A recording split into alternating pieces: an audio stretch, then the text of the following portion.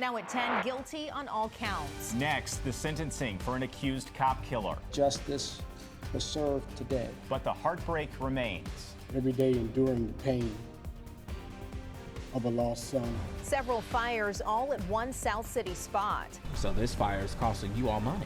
Yes, and now we have to go back and replace windows again this time. I'm Justin Andrews, looking at this problem property that could be part of a bigger issue. It's a soggy night out there, but I'm tracking when the rain moves out, plus the first alert on a hit of storms that could impact your weekend plans. Protest repercussions continue tonight from the violence over the weekend. I was scared in this moment, honestly. The local professor roughed up and recovering. Live, First Alert 4 starts now. A wide swath of rain falling, many parts of the metro getting drenched, and storms are pushing through the area. Thanks for being here at 10 o'clock. I'm Corey Stark. I'm Samantha Jones. It's been a pretty good clip of rain over the metro tonight. Chief Meteorologist Steve Templeton tracking the latest for us. Steve? It is still wet out there, Sam, but it's not as heavy as earlier. It's still pretty steady, though. Moderate showers across the area, and we are smothered in it here across St. Louis as well. Earlier, we had some thunderstorms that were kind of heavy right around St. Louis, and that might have even caused some ponding on roadways, poor drainage areas. Just keep that in mind for the short term. I would expect that to subside, though, by the morning. And there's the front that has to move through before we clear this all out, and that means more rain overnight tonight on top of the about ½ inch that we have here in St. Louis. But radar's estimating over an inch in some spots to the south. Look at that, 0.8 of an inch down in Farmington. So some solid rainfall totals, more to go. But I'm expecting the rain to taper off somewhere around 6, 7 a.m., right in time for the morning drive. Roads may still be a little wet, but the rain is expected to taper off right around that morning drive as we wake up to around 64 degrees. Then I'm timing out the next hit of storms, and that's going to happen over the weekend. So that'll impact some plans, and I'll detail the hour-by-hour timing for you. That's coming up in just a bit. Steve, we'll see you here soon. One house, 3 fires. And tonight, neighbors in the Tower Grove South neighborhood are worried, and police are investigating. This house is on Fairview Avenue, just off of Morgan 4 Road. And neighbors say someone set it on fire multiple times, the latest one on Tuesday. Only Justin Andrews digging into the arsonist on the run tonight. He is live from police headquarters. Justin? Yeah, Corey, the bomb and arson unit here at PD is investigating these fires, ones that the fire department is calling suspicious, and neighbors worry their homes could be next. Deeply concerned that my house is going to catch fire too. This fire, captured on Elizabeth Loudon's cameras, are too close for comfort. She lives on Fairview Avenue, 2 doors down from where flames flew Tuesday. They shouldn't have to bring 4 rigs down here 3 times in the space of a month, risk their lives, their health, their safety to come and fight fire in an abandoned property. Drone 4 flying above, showing us what's left of this now scorched, abandoned home. It's pretty obvious flames chewed at this property here on the south side. You can see that from all of the aftermath here. But neighbors say they saw this home catch fire not once, but 3 times, and they believe it's an arsonist. Loudon says March 5th, March 27th, and just days ago on March 30th, she watched as firefighters fought flames. I'm fairly confident that it's arson. It's scary. Julie Shockley lives next door. Her windows were shattered from the fire twice. They're not thinking about, the people next door. There's people living next door to what they're setting fire to. The St. Louis Fire Department calling these fires suspicious in nature.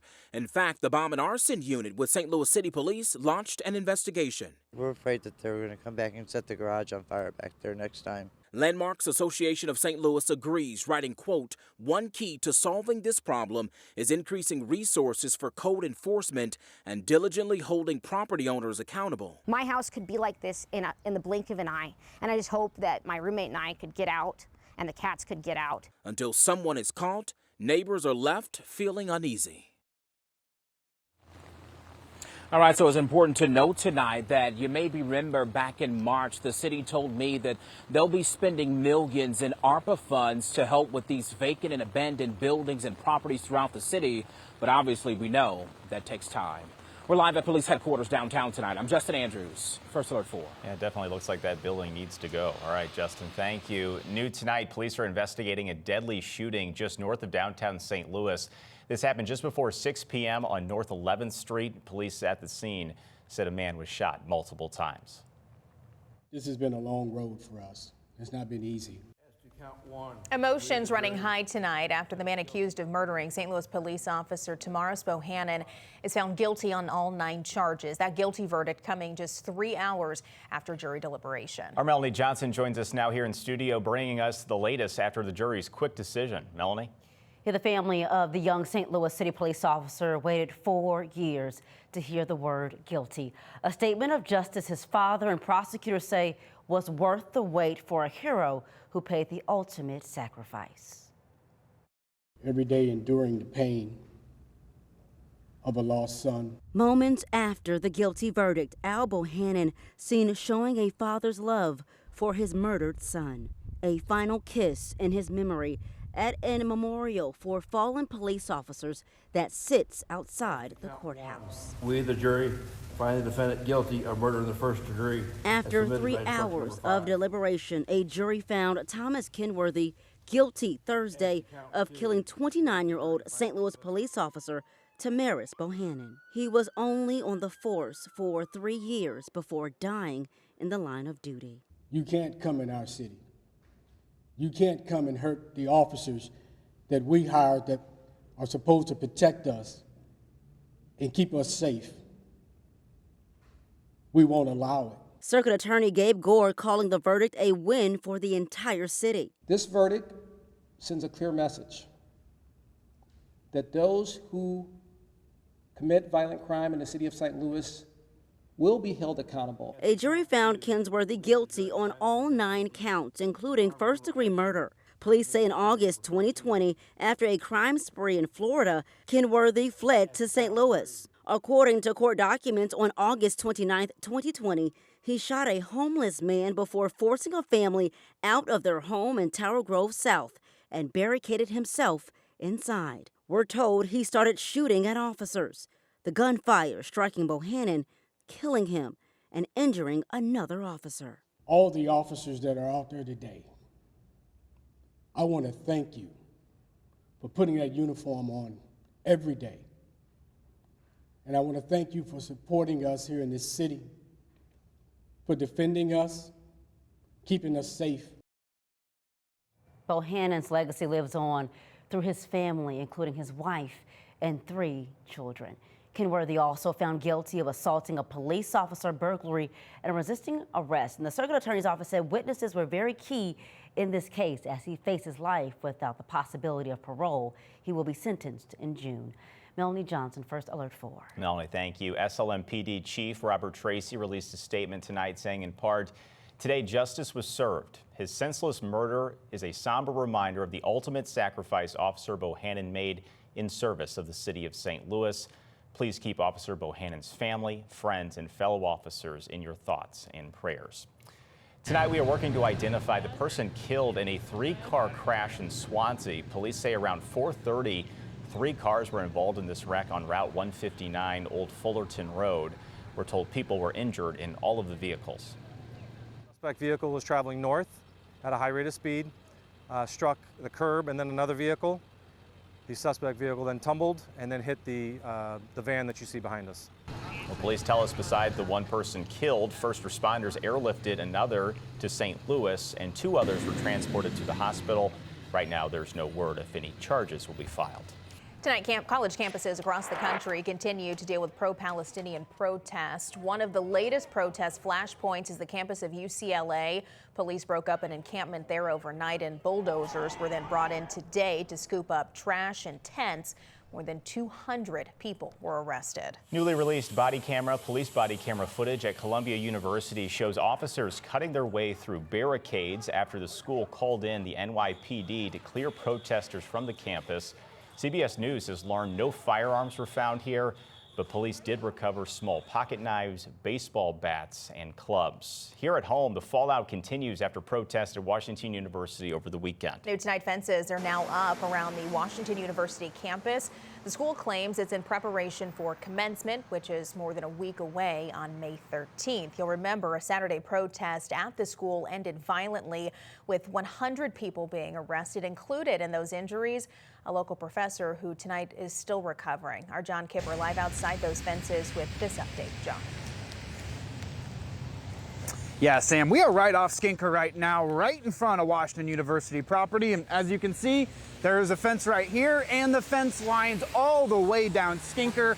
And in fact, it wraps around Forest Park Parkway. Now, as you mentioned, the university says the fence is up because of an upcoming commencement. But it also comes up just a day before another planned protest right across the street.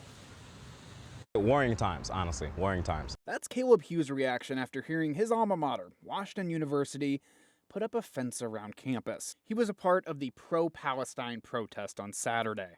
I think we had all the right to be there as students and alumni and community members. And he was arrested after WashU called the protest unlawful, as it is a private university. I was scared in this moment, honestly. Another man arrested is Steve Tamari. He's a historian at Southern Illinois University at Edwardsville, who was on WashU's property for a protest that police did call illegal. From this video, he seems to be getting footage of police arresting protesters. And the same video shows a man in black point at Tamari, then police officers converge and tackle Tamari to the ground. Later, you can see an officer put a knee on him. In a statement his wife posted, he says he has broken ribs and a broken hand.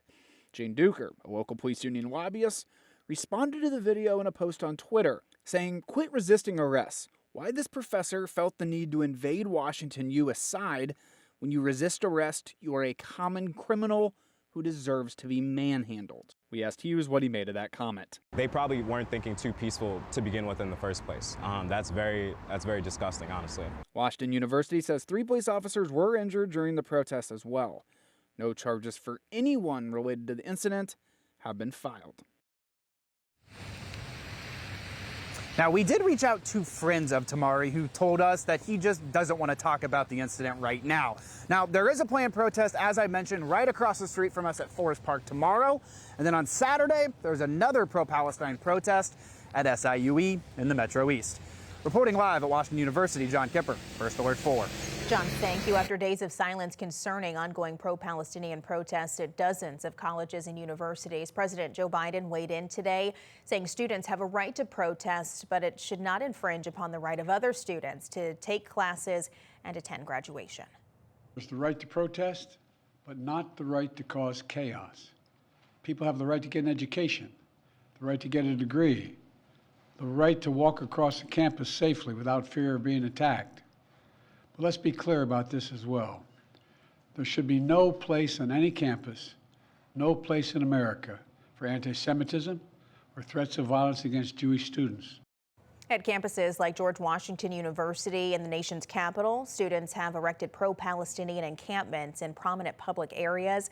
Some of these protests have turned violent, and the unrest has forced the University of Southern California to cancel this year's commencement. As these protests continue, we will continue our coverage both here at home and across the country. You can follow along on air and online. All you got to do, download the First Alert 4 News app to get the latest details. An update tonight on the battle to get sports betting on your ballot. More than 300,000 Missourians signed their names to the petition. The ballot question will ask you whether to let Missouri's 13 casinos and 6 professional sports franchises offer in-person and online wagering for those 21 and older. We have overwhelmingly support over in the Missouri legislature to pass this. Unfortunately, there's a small cadre of senators that have been unwilling to let this come to a vote, and that's why we've taken this directly to the voters. So from here, the Secretary of State's office will sign or send the signatures to all of the local election authorities to have them verified. Those offices have until July 30th to certify them for the question to be on the November ballot. St. Louis entrepreneurs getting a chance to advance their work. The announcement opening up a local program to even more people. And teachers across the country and our nation's capital tonight being recognized for their hard work, including 2 from right here in our area. We'll share that when we come back. And you can stay connected and get the first alert to what's happening in St. Louis by visiting firstalert4.com. You can turn on push notifications to get instant updates on the First Alert 4 news and weather apps. We'll be right back.